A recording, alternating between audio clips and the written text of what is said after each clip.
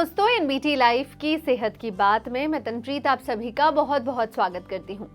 दोस्तों, अभी आप सुन रहे होंगे कि चीन में एक ऐसा वायरस फिर से फैला है। जैसे एक बार पहले कोरोना महामारी फैली थी, ऐसे ही एक बार फिर से एक वायरस का आउटब्रेक हुआ है और उसे कहीं ना कहीं जो डॉक्टर्स हैं वो निमोनिया का जो है वो रूप कह रहे हैं। तो चीन में ये जो प्रॉब्लम सामने आई है ये सबसे ज़्यादा बच्चों को इफ़ेक्ट कर रही है और ये फेफड़ों की एक गंभीर और जानलेवा बीमारी के रूप में सामने आ रही है। और बच्चों को, जैसे जो बच्चे स्कूल जाते हैं या जो बच्चे कॉलेज जाते हैं, यानी कि जो बच्चे एक दूसरे से मिलते हैं, वो बच्चे ज़्यादा इसकी चपेट में आ रहे हैं। लेकिन इसके बारे में हम आपको क्यों बता रहे हैं? क्योंकि भारत में भी इसको एक शंका के रूप में देखा जा रहा है। कहा जा रहा है कि भारत में भी इसका आउटबर्स्ट हो सकता है। तो क्या है ये वायरस, क्यों इसे निमोनिया का नाम दिया जा रहा है और कैसे बच्चों को इनसे रोकना है, चलिए इसके बारे में आज आपको बताते हैं। इस नए वायरस को रहस्यमयी निमोनिया वायरस इसलिए कहा जा रहा है क्योंकि इसके कुछ लक्षण आम निमोनिया से मिलते जुलते हैं और कुछ लक्षण अलग भी हैं। अभी तक जो भी जानकारी मिली है उसके अनुसार ये बच्चों को सबसे ज़्यादा प्रभावित कर रहा है। बताया जा रहा है कि इसकी चपेट में स्कूली बच्चे सबसे ज़्यादा आ रहे हैं और जो एडमिट हो रहे हैं वो भी बच्चे बहुत ज़्यादा अधिक है। ये सब चाइना के जो वहाँ पर जो हुआ है उसके अकॉर्डिंग हम आपको बता रहे हैं। लेकिन कई सामान्य लक्षण जो देखे जा रहे हैं वो ये है कि जिसमें बुखार सबसे बड़ा और कॉमन लक्षण है। इसके अलावा फेफड़ों में सूजन, बहुत तेज बुखार, खांसी, आपको जो सांस लेने में तकलीफ, इस टाइप के, या रनिंग नोज, ऐसे लक्षण जो हैं वो देखने को मिल रहे हैं। अब जनरली जब फ्लू जैसे सिम्टम्स होते हैं तब भी ऐसे ही लक्षण आपको देखने को मिलते हैं, लेकिन बहुत ज़्यादा जब कफ बढ़ने लगता है या आपको बहुत रनी नोज होने लगती है और वो कई दिनों तक दवा लेने के बाद भी ठीक नहीं होती, तब उसे एक निमोनिया का रूप दिया जाता है।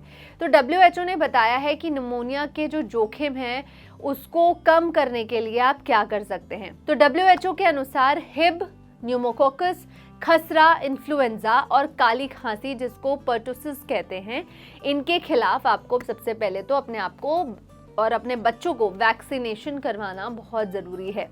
अगर अभी तक आपके बच्चों में कोई भी इनमें से कोई वैक्सीन बची है तो प्लीज़ इन वैक्सीन को लगवा लें। ऐसा नहीं है कि ये वायरस में सिर्फ बच्चे इस वायरस की चपेट में आ रहे हैं, बड़ों को भी ये वायरस हो सकता है। लेकिन अब आपको ध्यान क्या रखना है कि ये वायरस की चपेट में आप या आपके बच्चे ना आ पाएँ। तो सबसे पहले आपको क्लीनलीनेस बनाए रखना है, यानी कि स्वच्छता बनाए रखना है और अपने हाथ को क्या है, बार बार धोते रहना है। खासकर जब दूसरों की देखभाल करते समय, जैसे अगर आपके घर पे किसी को फ्लू हो गया है, अगर आप उसको देख रहे हैं, उसकी सेवा कर रहे हैं और वो बार बार जो इंसान है वो नाक साफ कर रहा है, तो उससे कीटाणु फैलते हैं। तो ऐसे समय पे आपको अपने हाथ बार बार धोने हैं। इसके अलावा आपको अपने घर के अंदर की जो हवा है उसको साफ रखने की कोशिश करनी है, क्योंकि घर के अंदर वायु प्रदूषण ना हो इसका जोखिम आपको बहुत लेने के देने पड़ जाएंगे। इसके अलावा आपको जो व्यक्ति आप देखते हैं कि जो धूम्रपान करते हैं उन्हें कहें कि धूम्रपान ना करें। साथ ही स्वस्थ रहने के लिए हेल्दी डाइट आपको लेना ज़रूरी है, आराम करना, स्ट्रेस नहीं लेना है, नियमित रूप से आपको एक्सरसाइज करनी है। साथ ही आप अगर बाहर जा रहे हैं तो बेहतर होगा कि आप मास्क का उपयोग करें। जो नॉर्मल मास्क होता है, जो सर्जिकल मास्क होता है, वो भी कर सकते हैं। इसके अलावा N95 या N99 मास्क का उपयोग आप कर सकते हैं।